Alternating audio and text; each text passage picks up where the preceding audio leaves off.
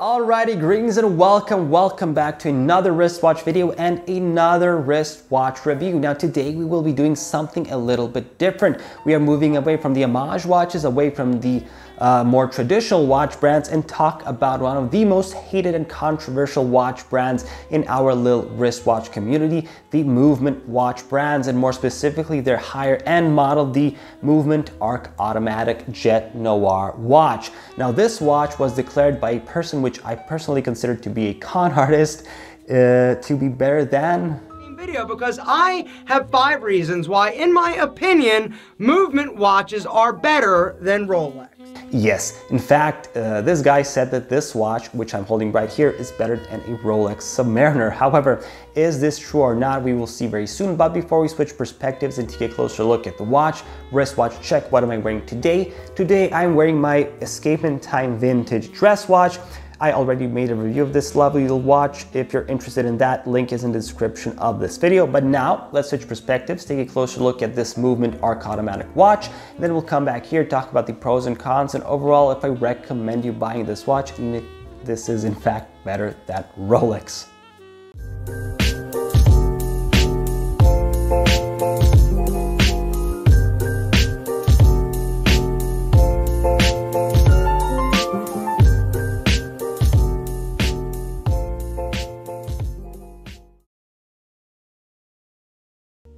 And now it's time to take a closer look at the Movement watch, starting of course with the box, with the packaging the watch comes in. And for Movement watches, this is not that bad. Most Movement watches come in like a plain cardboard box or something. This is not that bad in my opinion. So the first thing is the outer sleeve. It's a cardboard outer sleeve, black color with the Movement logo at the top, nothing at the sides or the bottom. And then we have the box. The box is also cardboard, but it's not. Again, it's not so bad. It's a black box, again, with the Movement logo at the front, nothing at the side, nothing down, nothing at the back. And we open the box up. And we have our watch, but we also have some documentation behind this little sponge. The first thing we get is the instruction manual. So it is a instruction pamphlet, as it says. However, you never use this, especially for a watch as simple as this one. And you also get some promotional material, starting with the most useless chronograph to have ever existed. I genuinely don't understand what is the point of this thing. Again, some more promotional material and as well as a best practices for the watch, but this is again all pretty much common sense for everybody who has ever owned a mechanical watch in their life. And finally, we get the watch on this little black pillow. Let's take the watch off the pillow and remove the packaging. Like I said, it's not so bad. I think the packaging is maybe one of the best parts of this watch. And now, here is a Movement watch, and let's start with the dimensions as we always do. Now, when I measured the watch, I got something a little bit different than what it says on the official Movement website. For example, when I measured this watch, the diameter was 40.5 millimeters. However, the Movement website says it's 41 millimeters. The thickness I measured is 13.5 millimeters, while the website says 13.25, so I measured it a little bit thicker. The lug-to-lug distance is 42 millimeters, and the lug width is 18 millimeters.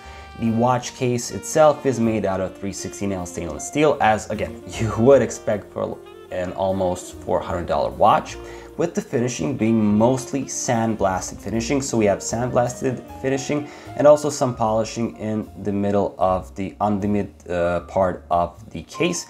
Then again, we have some sandblasted finishing at the bezel around the crystal of the watch.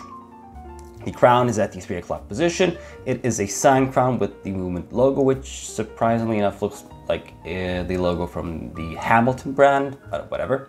And it is a simple push-pull crown, so it's not a screw-down crown. So you pull out the crown, you set the watch. When you finish setting the watch, you just push it back in.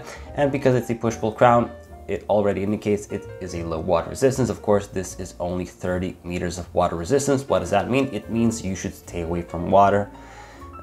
Water plus this watch does not equal a good time, let's just say it like that. The crystal on this watch protecting the dial, it is a simple piece of mineral crystal, so it's not sapphire, it's not acrylic, but it's simple mineral crystal. And as you can see, unfortunately, I managed to scratch my watch while wearing it. What can you do? Maybe I will get this polished at some point in the future. And while we're here, let's take a closer look at the dial. So it is a simple matte gray dial with applied hour markers. They are stick hour markers, which are finished in high shine or high polish, with the minute track being printed and going all around the dial. Now the dots you see above the hour markers, I initially thought when I unboxed this watch for the first time, I thought this was lume. However, unfortunately, it is not lume, it is just paint. But okay, I guess it adds something else to the very modest, very minimalistic design of this dial. Below the 12 o'clock marker, we have the movement logo also applied, and above the 6 o'clock, we have the date complication and the text automatic, while the minute and the hour hand are also finished in high polish, and the seconds hand is gray, almost the same color as the dial of the watch. In fact, in certain lighting conditions, you can't even see the seconds hand unless you really take a close look, because it just blends so easily into the overall dial. And what I also like is that the date window is at least somewhat matching the overall dial color, so that is a nice touch. Now, as we can see, the seconds hand is going in a sweeping motion around the dial, which almost always indicates that this is in fact a mechanical watch. I mean, it says automatic on the dial anyway. So the movement that is powering this watch is the Miyota 821A movement. This movement beats at 21,600 beats per hour. It has 21 joules, 42 hours of power reserve, and it hacks and hand winds, or at least the newer versions of this movement do. The older versions don't have hacking, but this one does, the one in my watch. Also, we have some decoration on the movement, which is fairly nice. I like the decoration. So we have some Côte de Genève right here, and we have a skeletonized rotor. And on the rotor, it says movement designed in Los Angeles. So the basic difference between a Miyota 821A and an 8215 movement is just that the 821A has the Côte de Genève and the skeletonized rotor, while the 8215 doesn't really have any decoration on it. And that's pretty much it regarding the watch itself. Let's take a closer look at the watch strap. So it's a genuine leather watch strap in black. It says here, genuine leather, and also we have the movement logo right here. Now this wasn't so brown when I initially got the watch. However, this strap really ages very poorly, I have to admit. It's a classic buckle design with the movement logo on it. It is also finished in a sandblasted finishing to match the case, and that's done quite well. And what I like most about this strap is the existence of these little things. These are quick release spring bars, so you don't really need to use a spring bar tool in order to remove the watch strap. You just pull this, and that's pretty much it. You just take it out as so. And when you want to put it back, you basically do the same thing, except in reverse. You just put it here, do it like this, and that's it. It's back.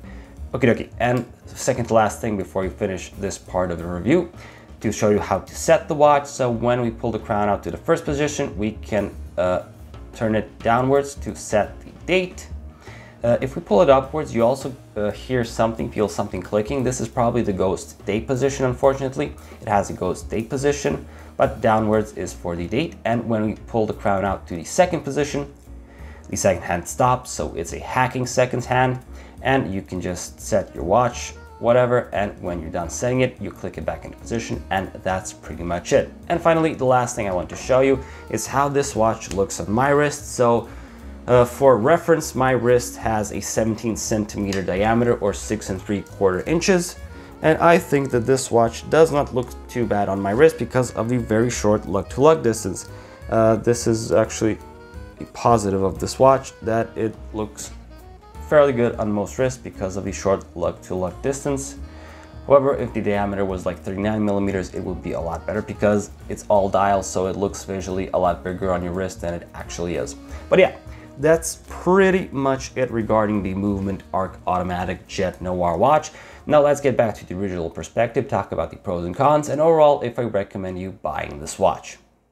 And we're back. So that was the Movement Arc Automatic close-up. And now usually in this part of the video, we list the pros and cons of a watch and come to the final conclusion if I can overall recommend you buy the watch I'm reviewing. However, with this video, with this watch in particular, this was very difficult to do because we have to look at this watch for what the asking price is and then come to our conclusion what are the pros and cons based on the asking price. This watch costs around $400 on the official Movement website.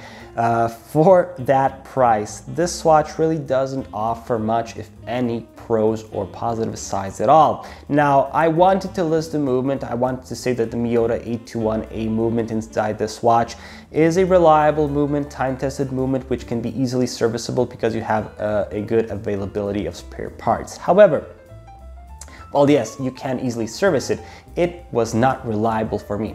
Namely, after a month of wearing this watch almost every day, without hitting it, without dropping it, any bumps or anything like that, I literally just left it in my drawer for a couple of days. I pulled it out, wanted to wear it again, and I realized that one of the pieces of the Movement fell out. And I had to take this watch to service to pay for the service. Now this watch was only a month old at this point and it already broke by itself. So in that regard, it was even difficult for me to list the Movement as a pro. And the only pro I could list 100% is the quick release spring bars, because I really do prefer this method of spring bars because it's easy to just take out and swap for a different watch strap. So that is a pro, but that's literally it. Everything else, the finishing is not very good for the price. The dial is very boring. The design is not very inspiring. It's not even very legible because everything kind of blends together, especially in direct sunlight, because there is no AR coating. Also, the markers are misaligned. There's a ghost day window. The movement inside my watch is not very precise. The watch strap quality is very, very poor. The shape of the watch, for some reason, at least for me, is not very comfortable. It's not a very comfortable wear. Just too many cons and not enough pros.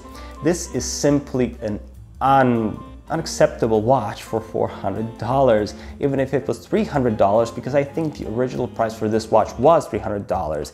It is still not acceptable. For a watch in that price category, for a, let's be honest, micro brand level watch, this should have had sapphire crystal, this should have had a better movement, this should have had a better watch strap, this should have had better finishing and a more inspiring design overall. This is simply not it. If this was $100, I would say go for it. I would say that for $100, okay, this is all acceptable and maybe this can pass. However, for the asking price, no. I simply don't think that this watch is worth your money, and I simply cannot recommend it. It is most definitely not better than a Rolex Submariner, as Mr. AlphaM or Aaron Marino stated. But again, I guess when you're paid thousands and thousands of dollars by the Movement company, you would say anything just to get the money, now would you? By the way, interesting fact, that was the first video I ever disliked on YouTube, which is saying a lot. So yes, overall, objectively, I cannot say that I like this watch and that you should buy it. However, subjectively, I love this watch. Why do I love this watch? Well, because it was given to me as a present by somebody I very much love and is very close to me.